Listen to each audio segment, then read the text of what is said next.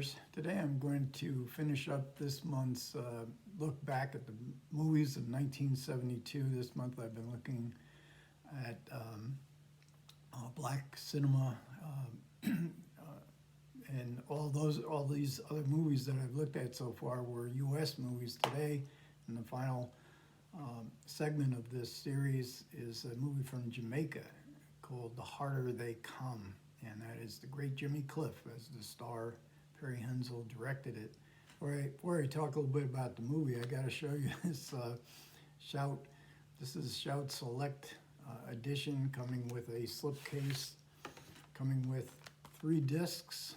They really did the comprehensive job on The Harder They Come. The first disc having the Blu-ray, and the second disc having another movie by Perry Hensel, and the third disc supplements. I counted about 5 hours worth of supplements, and that's not including the commentary for The Harder They Come Blu-ray.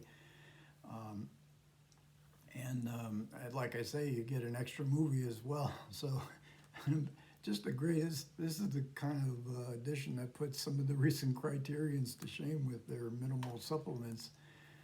And the story is about a poor country boy who comes to Kingston. He has lived in relative poverty, and he can't find a job when he comes to Kingston.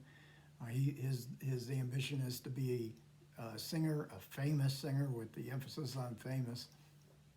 He can't find a job, and eventually he is taken in by a preacher. Along the way, he is able to get a recording audition. The record producer likes the recording, but doesn't offer enough money. And Jimmy eventually turns to a life of crime. Jimmy playing a character called Ivan Martin. The first half has a real documentary flavor. We move slowly through Jimmy's transition from the country to the city. There's lots of very interesting details that you might expect in a culture that is far different than what most Americans have seen, and of Jamaica as a tourist attraction. So we get kind of everyday Jamaican life, the struggle that they all face, what the climate is like, where we see flooded streets constantly, the drainage is bad, and we get elements of life that Jimmy Cliff in his own life, because there's some very autobiographical details from Jimmy Cliff's life in this movie. The commentary is done by a man who wrote a biography of Jimmy Cliff and gives you all the information you would want about his life, and especially the music scene of Jamaica in this era. Some of the famous, for those who are familiar with the reggae and ska culture, are going to recognize some people who are on the edges in small roles in this movie. So we get this Pentecostal church that this preacher who takes them in. We get the gospel music kind of influence on reggae, and Jimmy Cliff himself, as a young boy, his first exposure to singing was in a Pentecostal church choir. And we get a sense of how, and this is true to life, how the recording industry was so controlled. The record producer decides what gets played on the radio, decides what gets played in the dance clubs. So Jimmy's audition is for the song "The Harder They Come." Everybody's really impressed by it, and Jimmy says, "Wow, I'm on my way." And then when the contract comes out, the record producer is going to pay him $20. You can't blame him for balking at that. We also, and then in the crime sequences, we get a view of the endemic corruption. The police are controlling the ganja trade. They're using their street vendors as snitches for more violent crimes. In this segment, in this in the crime sequence, it's much faster paced. It becomes more like a folk tale, and it's based on a actual outlaw from the 1940s by the same name, Ivan Martin, who became sort of a folk hero in his rebellion against the establishment, the power establishment, and the police. So then the movie is driven simply by Jimmy Cliff's charisma. The songs in particular, of course, and Jimmy Cliff went into the Rock and Roll Hall of Fame, I believe, in 2010, and is still with us. And there's many songs in this. I mean, this is a film about Jimmy Cliff's charisma, his music, and the music of this era in Kingston, Jamaica. Perry Hensel, the director, came from he is a descendant of a sugar plantation owners that went back centuries. He is a white man, and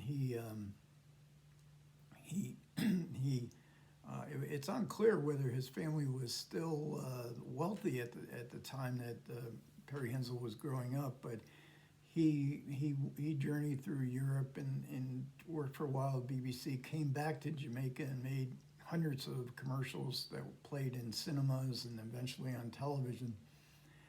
But his ambition was to be a film director, and this is a very low budget film, and it was one of those stop and start productions where money would run out, and then and then they would get some money and they resume again. And his follow-up film, No Place Like Home, which is, like I say, included on this set, was never completed because of financial problems. He never completed the film, and then it was thought to be lost. And then in the early 2000s, they found an original camera negative, and so Perry Hensel worked on the sequel, No Place Like Home, and it played in film festivals and to much acclaim. And The Harder They Come did get some good reviews. Now, in the U.S. at least, it did not get much of a release at all. Now, in Jamaica, it was a gigantic success. This was really the first Jamaican film, the first film that averaged, that was made by a Jamaican. First movie filmed in Jamaica that was made by an actual Jamaican, and Jamaican audiences went crazy being able to see themselves for the first time on camera, and the way they lived, a legitimate depiction of how they lived their lives. And but in the U.S., it didn't get a release that I can ever remember. But then it would pop up I would notice it in midnight showings, and it pretty much became a cult film and a staple of the repertory circuit in the 70s and early 80s before VHS killed off most of the repertory theaters. So very interesting. If you like Jimmy Cliff and you like this reggae music, this is really an interesting. It's a terrific film and a must-have, and for a portrait of a culture that most Americans are pretty much unaware of as well.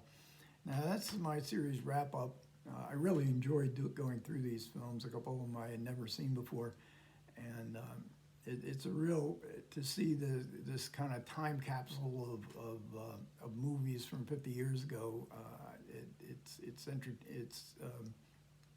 educational, it's interesting, and it's a whole lot of fun for me at least. What's my favorite? I always feel like I should give a favorite.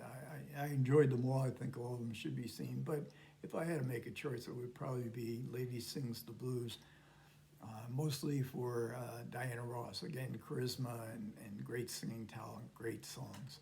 Okay, that'll about wrap this video up and this series up. I hope I said something interesting along the way and might have piqued somebody's interest in some of these films. Comments are always welcome. You guys take care.